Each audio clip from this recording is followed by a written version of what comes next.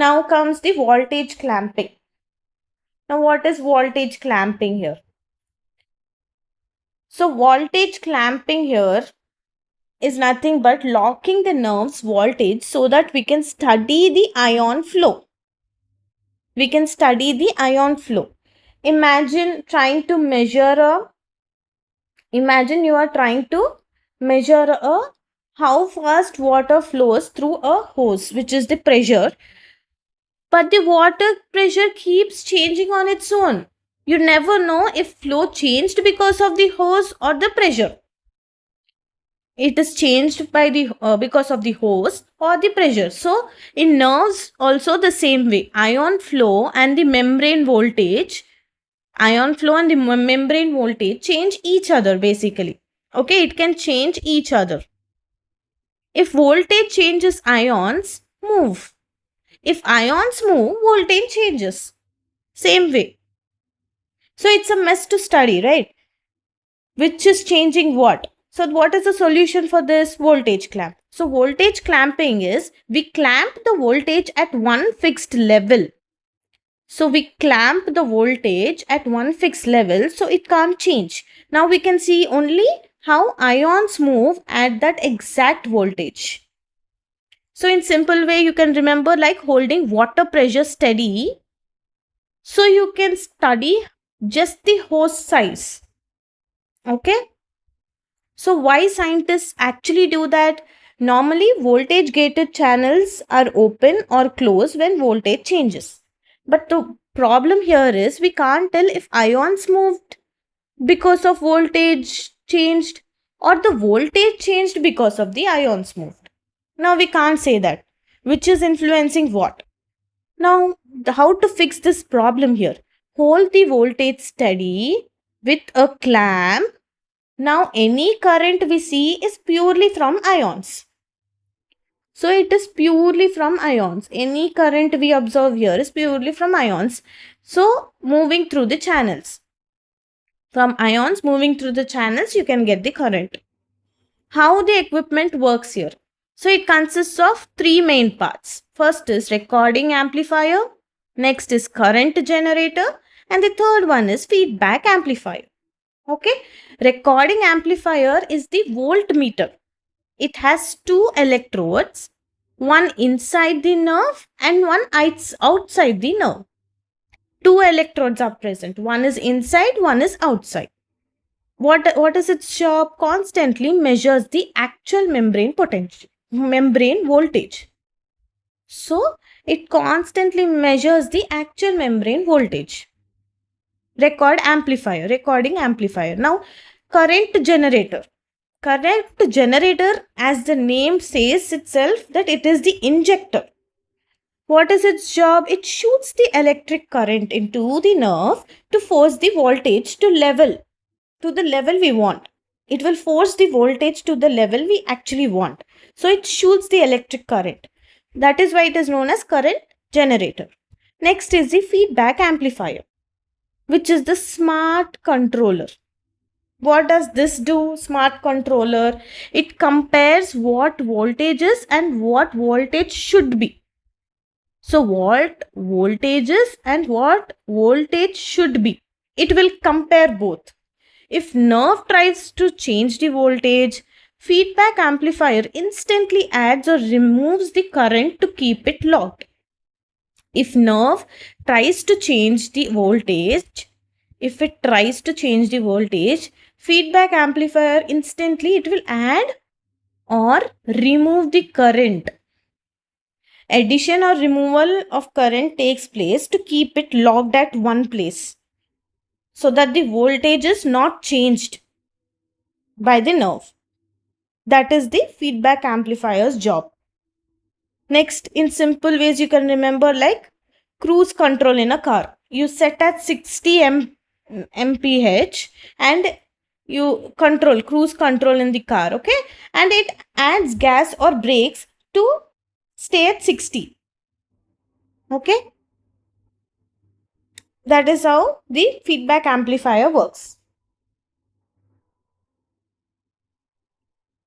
So this is the image of the voltage clamping. Now, freezing the freezing the voltage to study ion traffic is the voltage clamping all about. Okay. Normally in action potential, voltage changes and ions move at the same time. This makes it hard to study one without the other messing it up. So in the diagram, what can you see? An axon. So this is the axon. The nerve fiber you're studying, usually the giant axon was used here because it is huge in size. Okay. Intracellular electrode and extracellular electrode.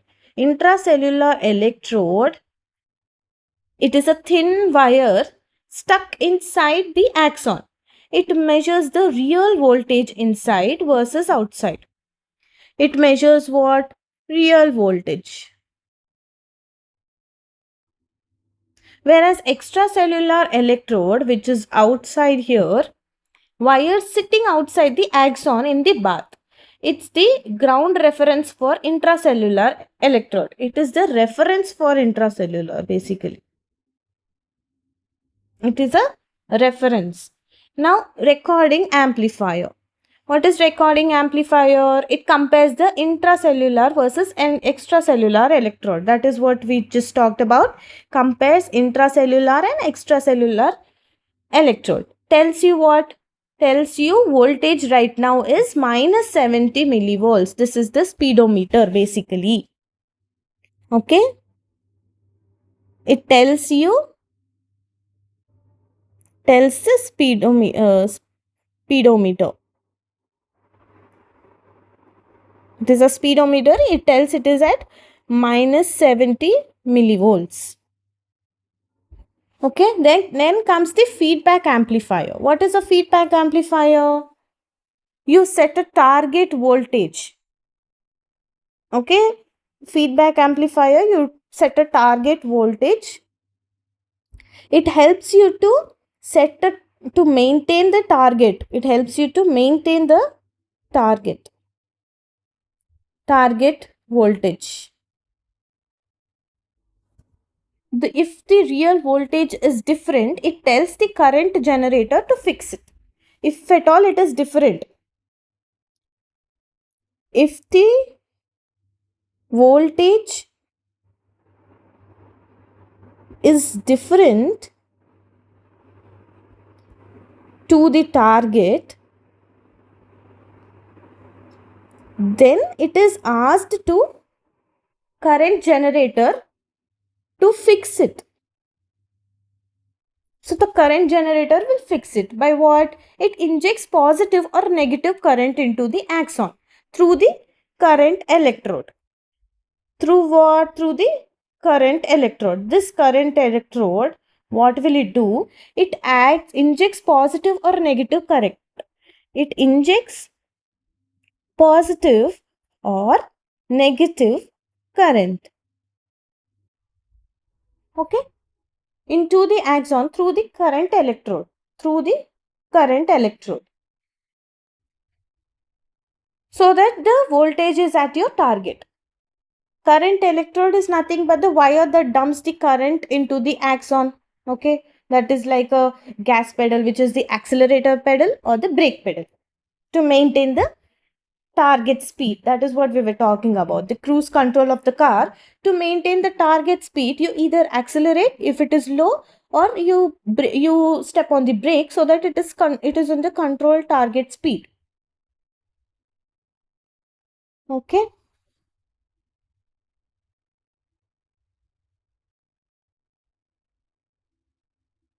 So what nerves do they use here? First is squid giant axon. That is what we have seen there. It is huge nerve, easily to stick electrodes in and out. Okay. Later, small mammal neurons were used. Now, even human nerve fibers from surgery.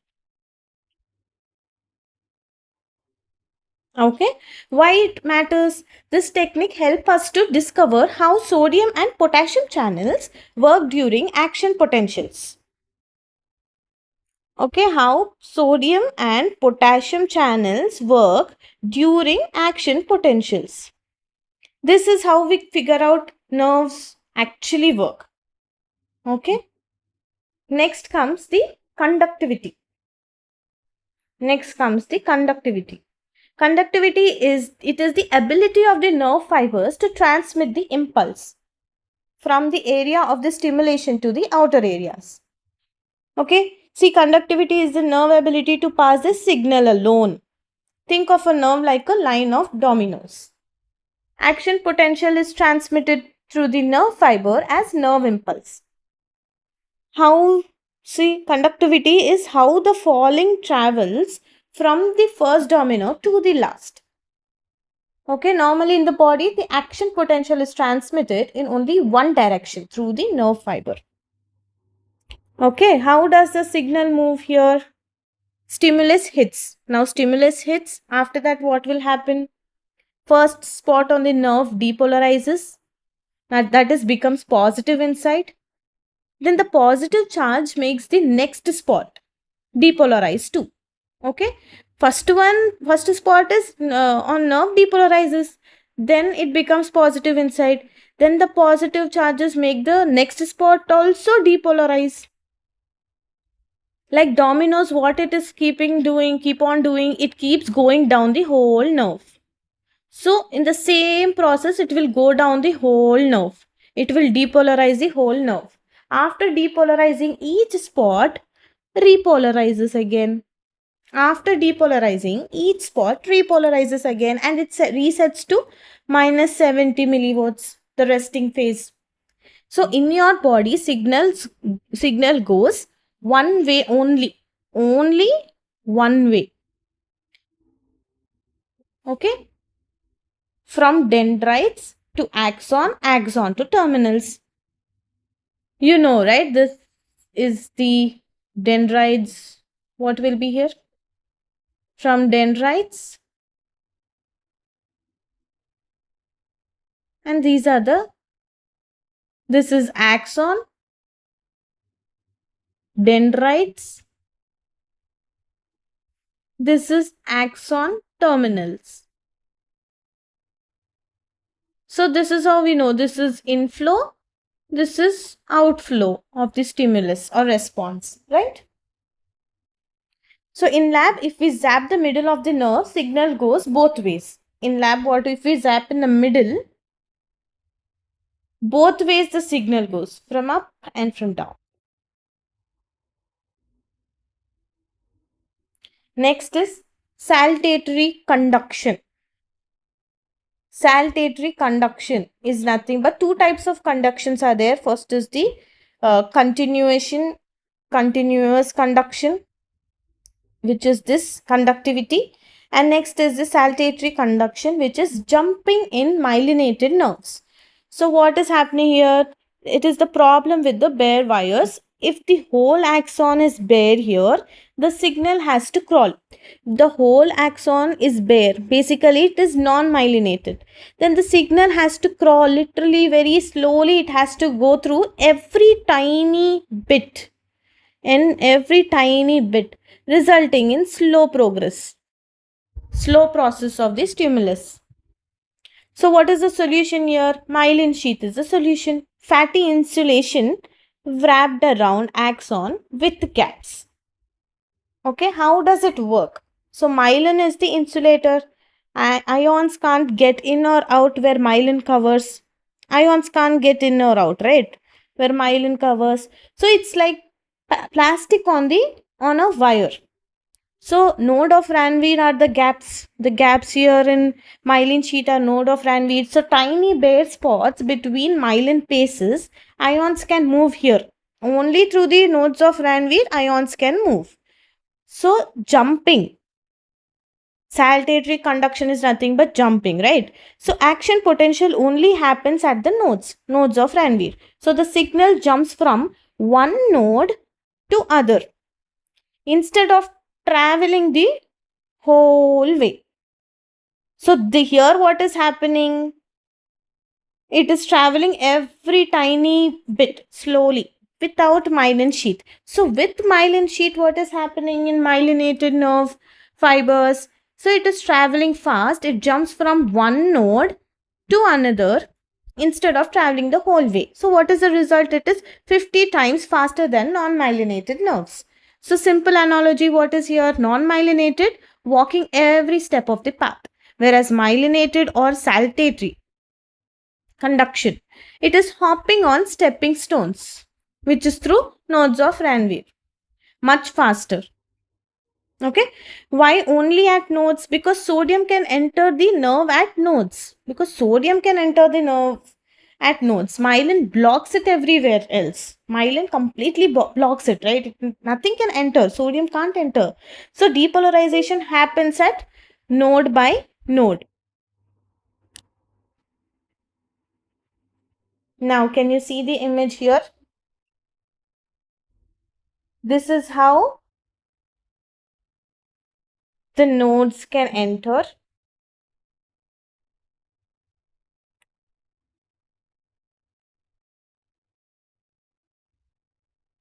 This is the image. So this is non-myelinated nerve. Part A, this is non-myelinated and this is myelinated nerve. Non-myelinated, myelinated. Okay. Now what is happening? No fatty coat at the axon. Okay. Then axon is bare here. How signal moves? Sodium enters at a spot. Makes the action potential. Now can you see? Sodium enters at this spot. It makes action potential here. And that makes the next spot fire and so on. So the pink box here is where the sodium enters right now and the action potential is happening. Signal has to travel here. It has to travel every tiny bit of the nerve. Every tiny bit. Can you see here, then here, then here, then again here. It has to travel every tiny bit of the nerve like walking or touching every inch of the path, which is a slow process. Slow process, and it is used for what? Used for dull pain, dull ache, okay, itching, and basic organ stuff, okay. Next is coming to myelinated nerve is nothing but jumping. You can see the jumping on stepping stones. This is where the sodium enters. The tiny gaps between myelin, this is a gap, this is a gap, these are the tiny gaps you can see within myelin sheaths. So only here the sodium can enter. How can the signal move? If see, it jumps through the insulated part. Through the insulated part, it jumps and it goes and again enters here at node of Ranvier and triggers the next node. Now again it triggers to the next node. So this pink box is jumping, shows the action potential jumping from one node to another node. So signal skips the insulated part. The signal here skips the insulated part. This is the insulated part. So signal here skips the insulated part and jumps through the nodes. That's it.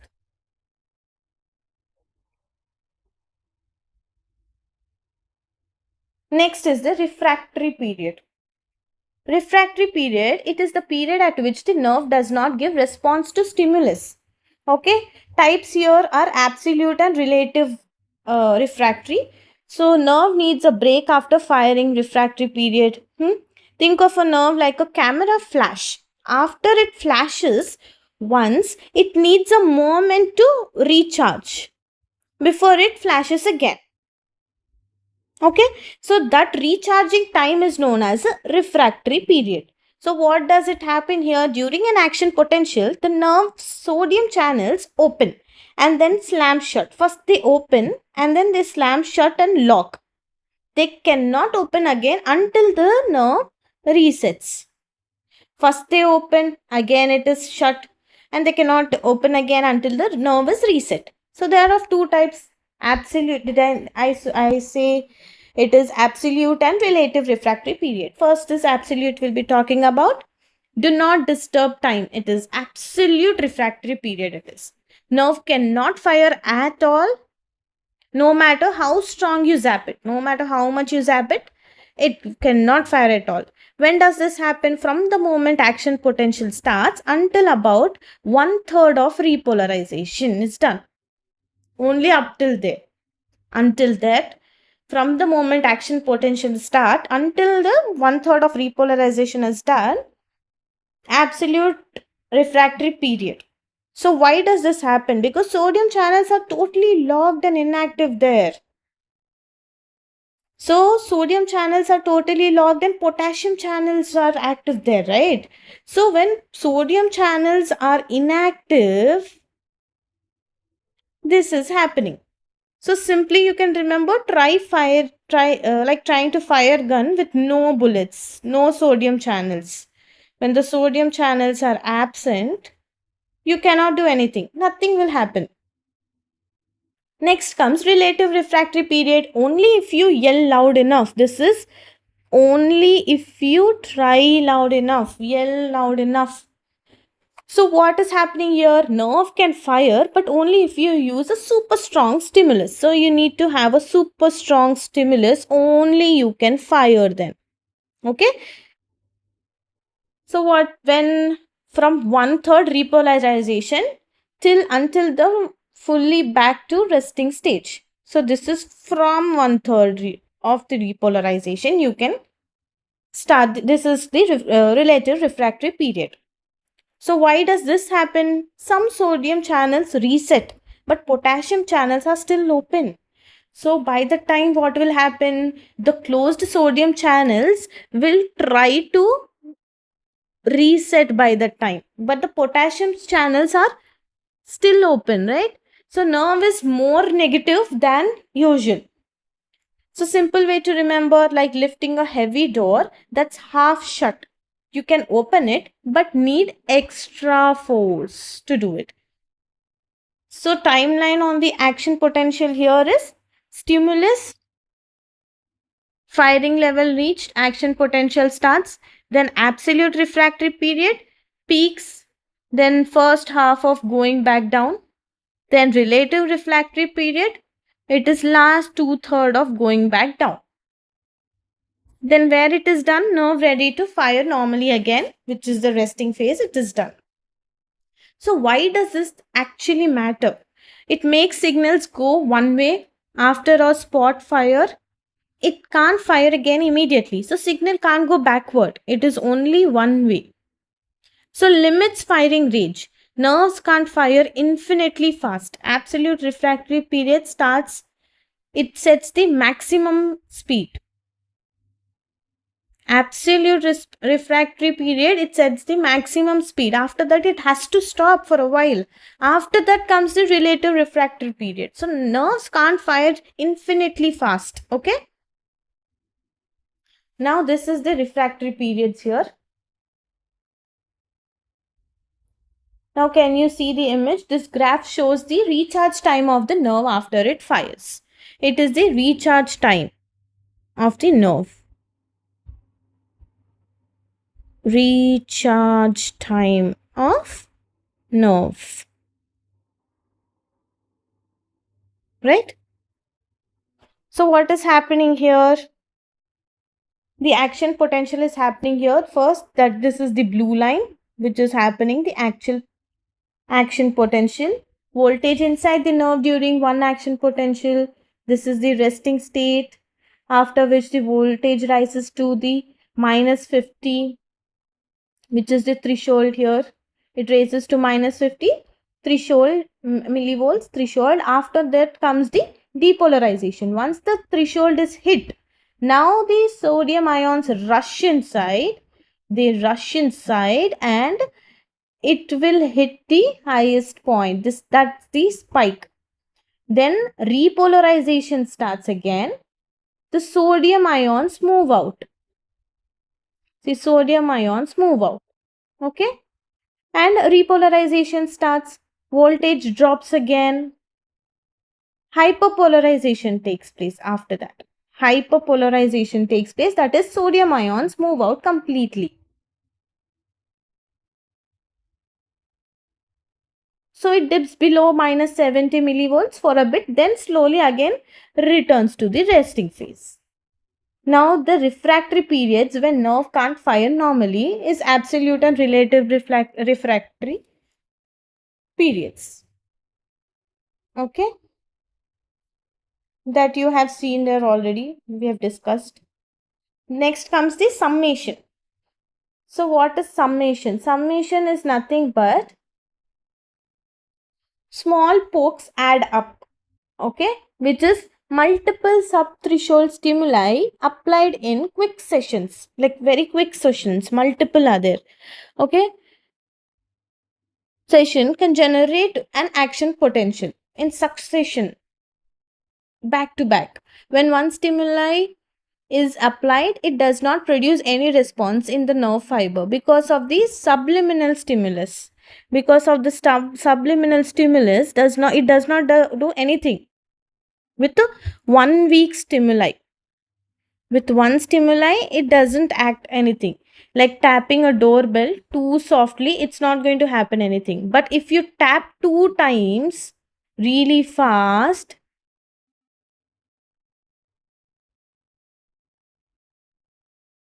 so really fast, if you tap 2 times really fast, then within 0.5 milliseconds, the tiny effects adds up together and it will cause a hit, it will hit the threshold. So combined strength hits the threshold here, causing nerve fire. So that is the summation. Summation is nothing but adding up the stimuli. 2 or more subliminal stimuli. 2 or more subliminal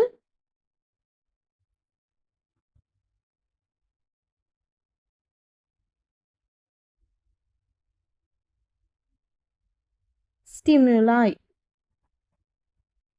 So that is known as summation, adding up basically. What is adaptation? Nerve gets bored here. Adaptation is nothing but the accommodation where nerve gets bored. Nerve fibers have the ability to accommodate. If you keep stimulating a nerve non-stop, what it happens, it responds strongly at first and then less and then it stops.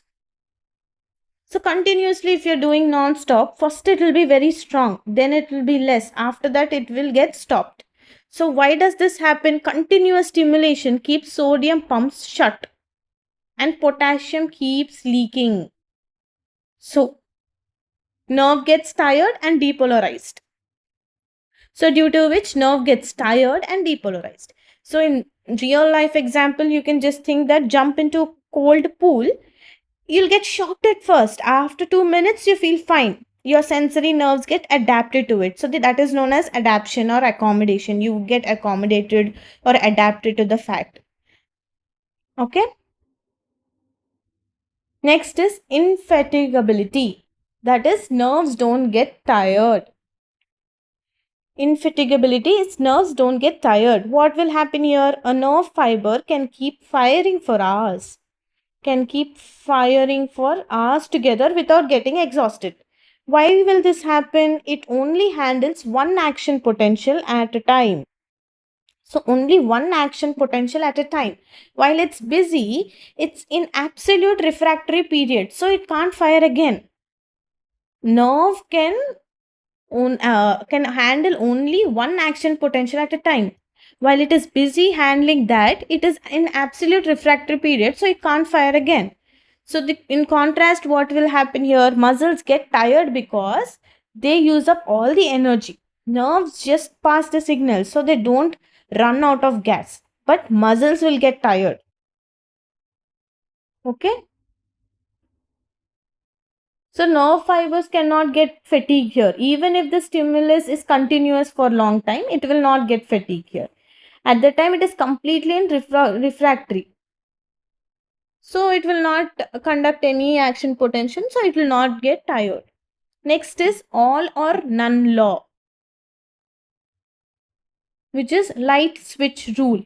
It's a law that states that when a nerve is stimulated by stimulus, it gives maximum response. Okay, it gives maximum response.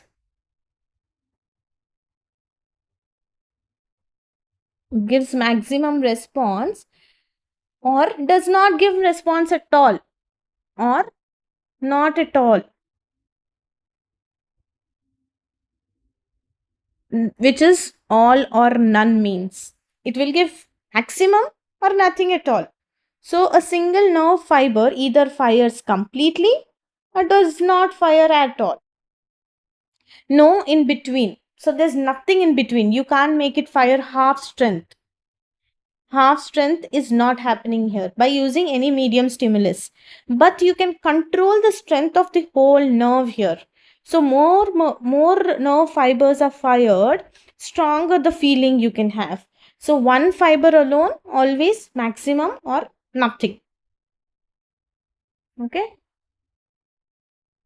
So they can translate the entire impulse or nothing at all. That's it. Thank you.